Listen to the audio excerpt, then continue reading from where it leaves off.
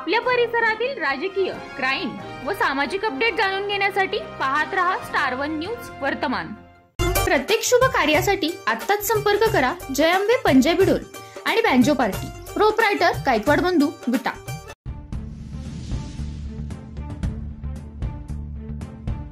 15 August स्वातंत्र्य दिनाच्या निमित्ताने महाराष्ट्र शासन कृषी विभाग कृषी तंत्रज्ञान व्यवस्थापन यंत्रणा अंतर्गत रानभाज्या महोत्सव 2025 खानापूर तालुका कृषी अधिकारी यांच्या वतीने आपल्या दैनंदिन जीवनामध्ये पौष्टिक आहाराविषयी रानभाज्यांचे महत्त्व पटवून देण्यासाठी व या रानभाज्यांच्या आहारामुळे आपल्या शरीराला आजारापासून कसे निरोगी राहण्यास फायदा होतो याबाबत सांगण्यात आले। या महोत्सवाचे उद्घाटन खानापूर आटपाडी विसापूर मतदारसंघाचे आमदार सुहास भैया बाबर यांच्या हस्ते स्वातंत्र्य दिनाचे औचित्य साधून करण्यात आले।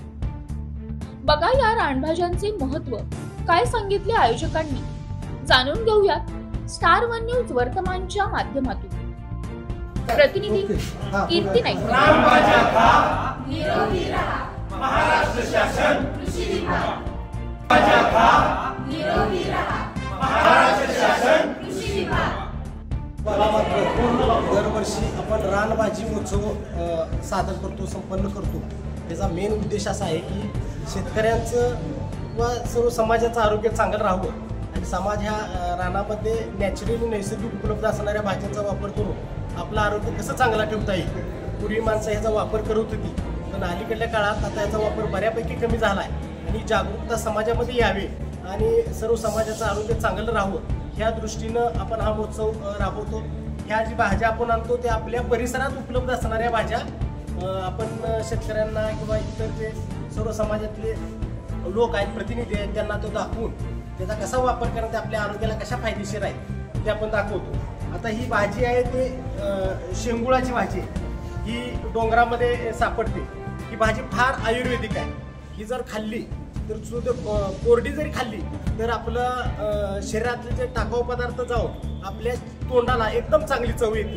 ही भाजी आता सध्या जो शुगरचा सगळ्यात मोठा प्रॉब्लेम आहे त्यासाठी सुद्धा ह्या भाजीचा वापर केला जातो।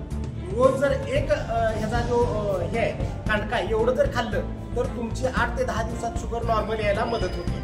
अशी ही भाजी आहे। 2 नंबरची भाजी दाखवतो आपल्याला, ही पात्रीची भाजी आहे।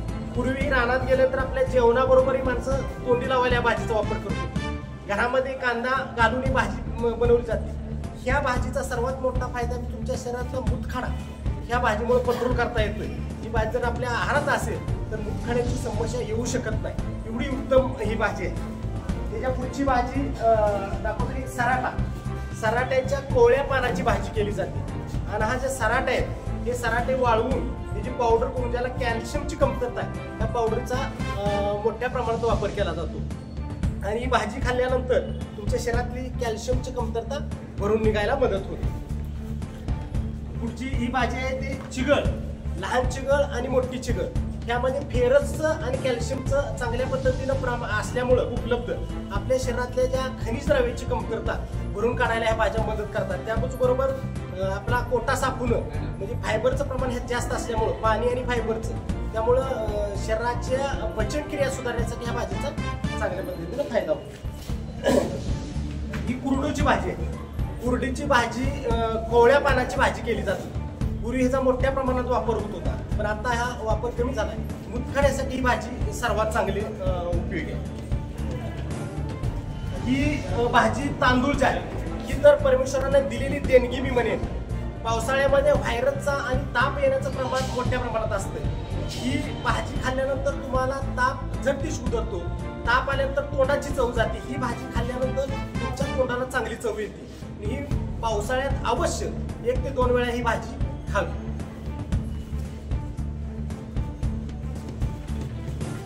ही उंबराच्या दोड्याची भाजी केली जाते। कवळ्या दोड्या वापरून त्याची भाजी केली जाते शिजवून।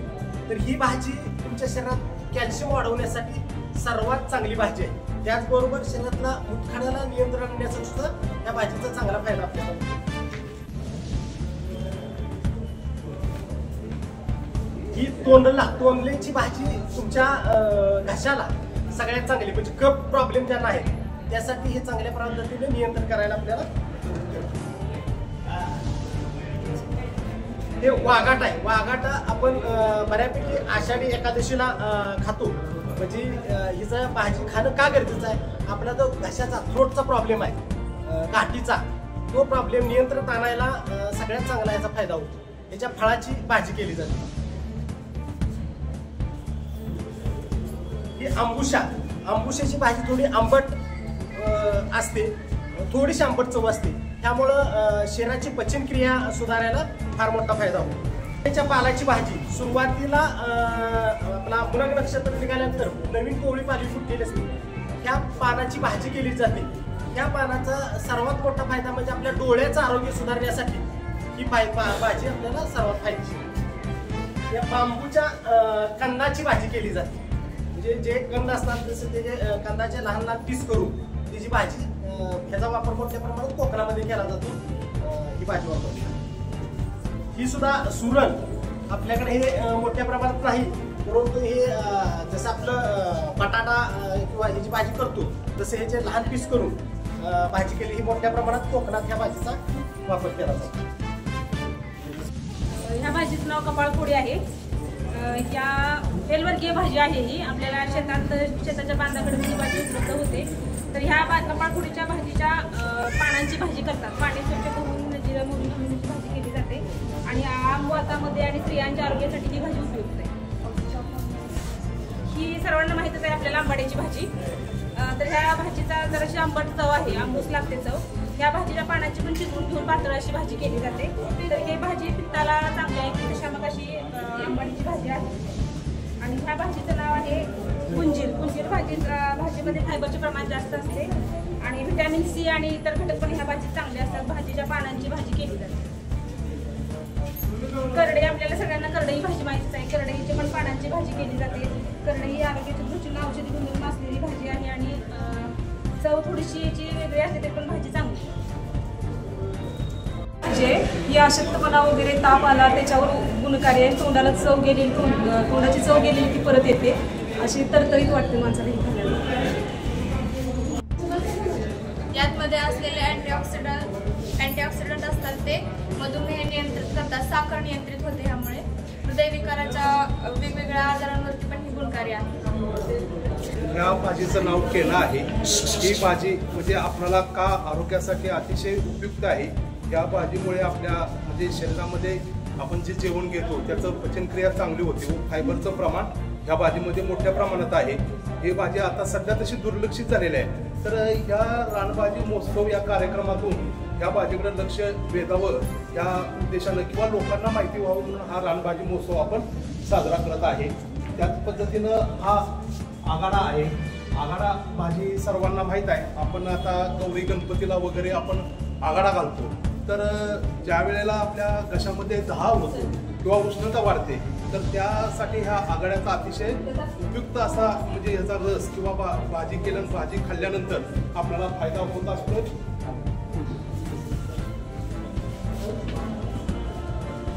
ही गुळवेल ही भाजी आहे, ही सर्व परिचित आहे. आता कोरोनाच्या कालावधीमध्ये सुद्धा ह्या गुळवेलाचा फार मोठ्या प्रमाणात उपयोग झाला लोकांना. त्यांनी ह्या भाजीचं चांगल्या पद्धतीने भाजी करून खाल्ल्यामुळे आपल्या शरीरातली शुगर ह्या गुळवेलाच्या ह्याच्या भाजीमुळे शुगर आपली नियंत्रण ठेवता येते. अतिशय उपयुक्त अशी ही गुळवेलाची भाजी आहे आणि आपल्या सगळीकडे आपल्या घराच्या परिसराभोवती ही भाजी उपलब्ध होत असते. ही टाकळा म्हणून भाजी आहे. तर आपण ही आपल्या घराच्या अवतीभोवती आहे. याच्या बिया रसातून वापरल्या, लिंबाच्या रसातून वापरायचा आपल्याला आहे.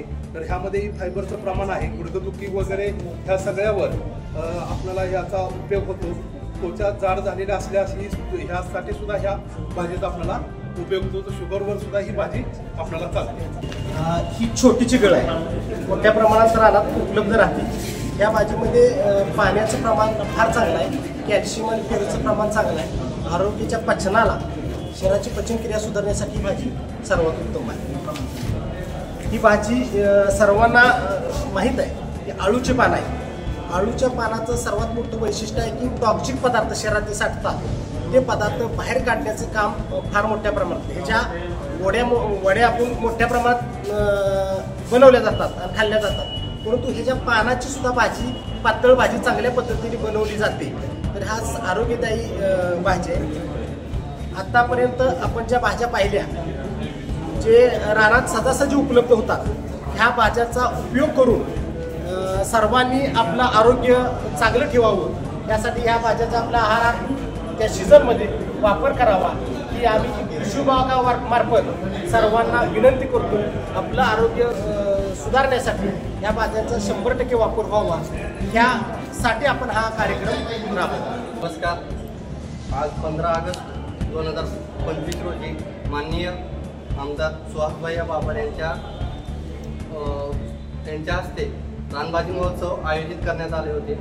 या रानभाजीचे महत्त्व आणि निरोगी राहण्यासाठी आणि आत्ताच्या घडीत नवीन नवीन जे आजारपणा येत आहे ती टाळण्यासाठी ह्या रानभाजीचं जे महत्त्व पटवून देण्यासाठी ही राज्य शासन कृषी विभागामार्फत तालुका कृषी अधिकारी कार्यालय व प्रकल्प संचालक आत्मा या अंतर्गत ही कार्यक्रम आपण रानभाजी महोत्सव आयोजित करण्यात आला होता.